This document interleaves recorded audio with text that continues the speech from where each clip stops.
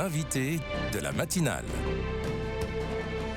KTO Radio. Comment faire face à une crise d'ado? Cette question, certains d'entre vous se la posent peut-être ou se la sont déjà posées. Notre invitée est psychologue clinicienne. Elle accompagne les enfants de 6 à 17 ans et leurs parents dans une approche intégrale de la personne. Laetitia Assoun, bonjour. Bonjour et merci pour votre invitation et pour Ouais, ce moment partagé. Merci à vous d'être avec nous ce samedi pour évoquer le sujet de l'adolescence, cette période charnière où parents comme enfants sont amenés à évoluer, on va en reparler. Vous venez de sortir Mon ado m'inquiète, un livre publié aux éditions MAM où vous donnez des pistes de réflexion et d'action. Laetitia Assoun, pourquoi l'adolescence, tout d'abord, peut-elle être une période de crise? Eh bien parce qu'à la suite de ces 1000 premiers jours si clés pour la vie d'un enfant, la période de la grossesse et des 2 premières années, il va vivre dans son développement un moment fondamental à l'adolescence pour continuer de se construire comme l'adulte qui va pouvoir devenir. Et cette période est clé parce qu'il se passe beaucoup de choses dans le cerveau, parce qu'il y a une émergence de la personnalité qu'il faut accompagner et parce qu'il va réagir en système un peu aussi à la famille qui est autour de lui, à la société qui vibre autour de lui aussi. Et donc c'est certes un passage, une crise, comme vous l'avez dit, dans le sens d'un changement un peu important, peut-être le dernier d'ailleurs, avant de forger sa personnalité d'adulte. Et donc pour moi, c'est une période magnifique, pleine d'énergie, pleine d'élan, mais aussi plein de points de vigilance pour pouvoir lui permettre d'être un adulte intégré, autonome, créatif et joyeux pour plus tard. Hmm. Et quels sont les défis auxquels les adolescents d'aujourd'hui sont confrontés? C'est vrai que l'adolescence, vous l'avez dit tout à l'heure, c'est une période charnière et elle est très en résonance avec tout ce que nous vivons comme changement et comme point de charnière aussi dans nos vies, Hmm. en tant que famille et en tant que société aussi. Alors je ne peux pas, répondre à votre question sans évoquer la façon dont aujourd'hui la société vibre à certaines choses. Et donc l'adolescent d'aujourd'hui, il y a un vrai défi, comme vous l'avez cité, de vivre la crise mais de ne pas tomber en crise. Je m'explique. La crise, elle doit se vivre parce que c'est comme le papillon voilà, qui va émerger de sa chrysalide. Mais on voit des ados qui réagissent à la crise de l'anxiété et qui tombent dans des crises d'angoisse. Et donc, il y a un point de vigilance particulier dans ce défi de l'adolescence d'aujourd'hui pour les adultes que nous sommes dans la façon de les entourer, mais pour eux aussi, pour garder certes des peurs qui sont pour moi des moteurs pour pouvoir agir, mais ne pas tomber dans l'angoisse. Et Hmm. puis la deuxième crise dans laquelle ne pas tomber, c'est celle du suicide, au sens de ce rapport à la mort et à la souffrance, pour lequel je redis à quel point la vie est belle et c'est chouette de grandir, mais dans une société qui a un peu de difficulté à se positionner par rapport à ça et même à accompagner, c'est compliqué pour eux. Et Et puis le deuxième point, c'est sur la question de la liberté. Voilà, ce sont des jeunes qui ont eu beaucoup de liberté, souvent un peu plus, voilà, quand ils étaient plus petits. Et il y a tout cet apprentissage de cet espace de liberté dans lequel recouvre la responsabilité aussi, et puis cette capacité à faire des choix. Voilà, pour moi, les deux grands défis d'aujourd'hui. parce qu'on ne peut pas décorréler l'évolution d'un adolescent et de la société dans laquelle il évolue. Oui, parce que l'adolescence, c'est bien un passage pour rentrer dans le monde. Hmm. Et d'ailleurs, voilà, comment est-ce que nous continuons de leur donner envie et le goût d'aller explorer le monde et d'aller plus loin et même de quitter nos familles pour y trouver leur place. Et pour cela, il y a un aller-retour entre ce qu'ils sont et ce qu'ils ont été petits, ce qu'ils ont reçu aussi et qu'ils doivent encore recevoir, mais aussi ce monde qui les attend. Et c'est bien, voilà, tout l'exercice d'équilibre, mais aussi d'aller-retour entre ce qu'ils vivent à l'intérieur, ce que nous continuons de forger dans nos familles aussi, et puis dans cette ouverture au monde. Et ce monde, il est beau, il est grand, il est plein d'aventures et même de défis à relever, mais il est aussi des dangers, il est aussi des risques qu'il ne faut pas prendre. Voilà. Et donc, il y a cet équilibre que nous devons trouver aussi pour leur donner envie de grandir et d'aller dans ce monde, tout en ayant connaissance et en sachant bien qu'ils ne sont pas tout à fait prêts encore non plus. Hmm. Et est-ce que tous les ados passent forcément par une crise? Oui, si on l'entend au sens de changement, bien sûr. Maintenant, je souhaite, et d'ailleurs, il faut le redire, même si les adolescents peut-être vont un peu plus mal depuis le Covid et les chiffres sont parfois un peu alarmants, c'est sûr. Beaucoup d'adolescents passent aussi voilà, cette crise au sens de ce passage avec un bel éclairage de leurs proches, avec la lumière à l'intérieur d'eux pour les guider petit à petit dans les choix à faire pour trouver leur voie d'orientation, leur relation amicale ou affective. Et donc, pour beaucoup d'entre eux, cette crise est vraiment quelque chose qui va les conduire vers voilà, un adulte très beau de demain. Alors, votre livre, Laetitia Assoun, Mon ado m'inquiète, s'adresse surtout aux parents et à ceux qui les accompagnent. Je vous cite, qu'est-ce que ça veut dire? Ça veut dire qu'il s'adresse à des parents, en effet, qui ont un enfant qui va devenir adolescent, ou un adolescent qui va bien mais qui inquiète les parents, ou un adolescent qui va pas très bien et qui inquiète beaucoup. C'est vrai que c'est un livre, c'est dit, voilà, dans la quatrième de couverture, mais dans la fréquentation de ces pages et peut-être dans le fait de le laisser traîner comme ça pendant plusieurs années, voilà, sur sa table de nuit, sur la table du salon, dans ce sommaire très, très détaillé qui permet d'aller chercher, voilà, un aspect ou un autre. L'idée de ce livre, c'est d'aller guider les parents pour leur dire que leurs inquiétudes, elles sont légitimes à chaque fois. Mmh. Voilà, quand on appréhende qu'un enfant devienne ado, quand on a autour de soi des ados qui vont pas bien, c'est légitime de s'inquiéter. Quand on a des petits warnings qui se mettent à l'intérieur de nous, comme maman, comme papa, ou même comme oncle ou tante, sur un ado qui ne semble pas aller très bien, c'est légitime. Et ce livre, il est là pour mener cette quête vers où vont mener ces inquiétudes. Et ça ne concerne pas que les parents, mais aussi les personnes qui gravitent, adultes, les personnes référentes autour de ces ados. Oui, parce que autant enfant, nous pouvions dire que nous étions les figures d'attachement principales, nous étions les donneurs de soins principaux de nos enfants et c'est bien normal. À l'adolescence, on voit bien qu'il y a plus de monde voilà, qui est autour de l'adolescent. Probablement, voilà, parfois un prof auquel l'adolescent s'est un peu confié ou attaché, parfois des amis aussi, parfois voilà, des adultes référents un peu autour de lui. Et c'est cette toile qu'il faut savoir tisser un peu pour pouvoir nous rassurer.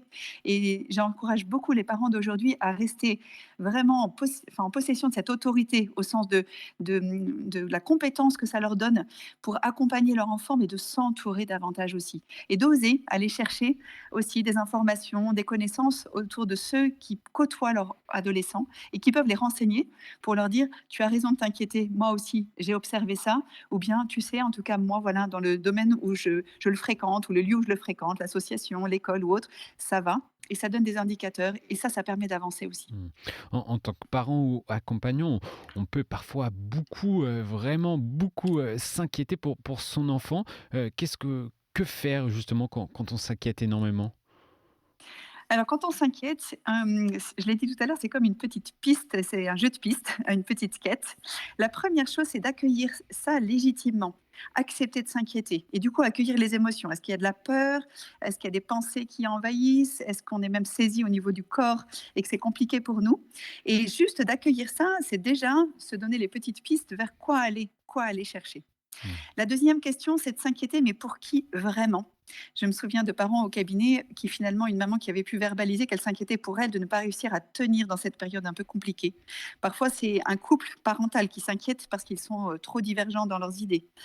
Parfois, on s'inquiète pour la fratrie qui est autour, vu la force peut-être que, voilà, que l'adolescent dégage dans la famille en termes d'opposition, par exemple. Et puis parfois pour les amis de nos adolescents aussi, qui portent parfois des choses difficiles à notre place parfois.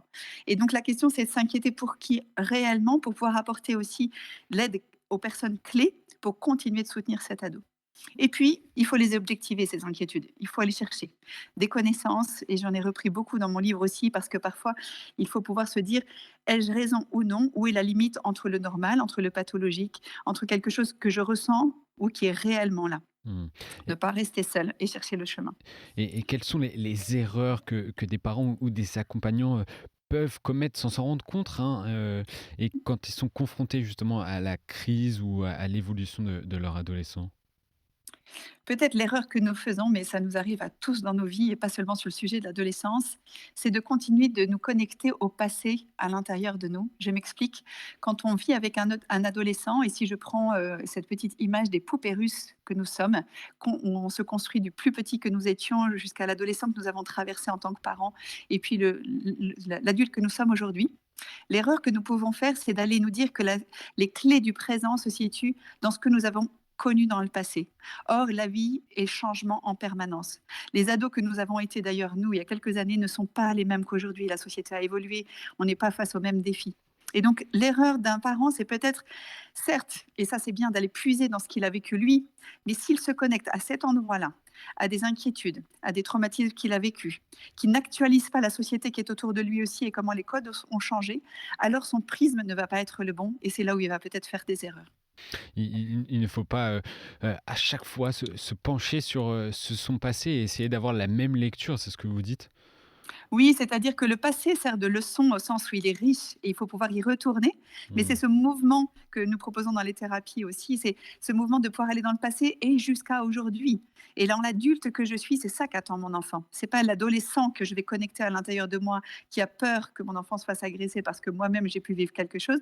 C'est un adulte qui a traversé, qui a survécu à ce qu'il a vécu à l'adolescence, qui connaît des signes du coup de méfiance ou de point de vigilance, mais qui aujourd'hui est sécure et peut sécuriser son enfant dans le monde dans lequel il est aujourd'hui. Mmh. Donc le passé, oui, mais d'y rester, non. Et donc il faut revenir à cet instant présent, dans l'adulte construit et sécure que nous pouvons représenter pour lui. Et on l'entend, Laetitia Hassoun, vous parlez beaucoup d'espérance et vous portez vraiment vers l'optimisme. Vous invitez, d'ailleurs à prendre soin de la vie intérieure de l'adolescent. Qu'est-ce que vous entendez par là?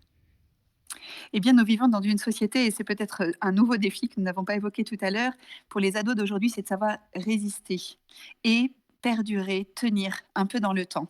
Nous sommes dans une société qui va vite, Mmh. qui incite à beaucoup de choses à l'extérieur de nous, et c'est beau et ça nourrit. Mais peut-être qu'il y a cette place aussi à l'intérieur de chacun d'entre nous, adultes ou adolescents, mais encore plus pour eux dans un moment où ils vont faire l'expérience du silence, l'expérience de la solitude, l'expérience de la vie intérieure pour faire émerger le sens de leur vie. Peut-être cette présence intérieure, s'ils croient en Dieu, qu'ils ne sont jamais vraiment seuls. Peut-être aussi un apprivoisement de leurs émotions, de leurs sensations et de se reconnecter à eux-mêmes. Et pour ça, il faut résister un tout petit peu à l'agitation du monde qui est autour pour se dire que ce monde intérieur, il ne fait pas peur, il doit être pris en compte. On est là aussi pour les aider à accompagner et à les réguler quand c'est trop compliqué. Il ne faut pas qu'ils restent seuls, mais qu'il y a une vraie richesse et que quand l'adolescent passe à côté un peu de, voilà, de cette connexion vraiment intérieure et personnelle, même spirituelle, de sa vie, il y a quelque chose qui peut manquer voilà, dans sa construction et dans les questions qui vont émerger du coup un peu plus tard à la vie adulte.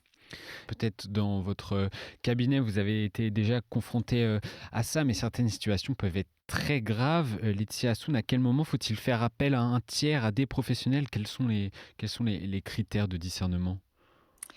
Le premier, c'est peut-être pour le parent, d'être, humble, mais souvent les parents que nous recevons dans les cabinets, nous disent: «Je ne maîtrise plus la situation, je m'inquiète énormément» et voilà, c'est un magnifique, ouais, une magnifique attitude de pouvoir se dire qu'on n'y arrive plus tout seul et l'idée, c'est de pouvoir le reconnaître pour aller chercher l'aide adéquate et en effet, de pouvoir, réfléchir quelles sont les personnes qui vont pouvoir être ressources dont nous pouvons faire partie, nous les psychologues, dont Mmh. font partie les médecins, les psychiatres, voilà, et beaucoup de gens qui gravitent autour de l'adolescent.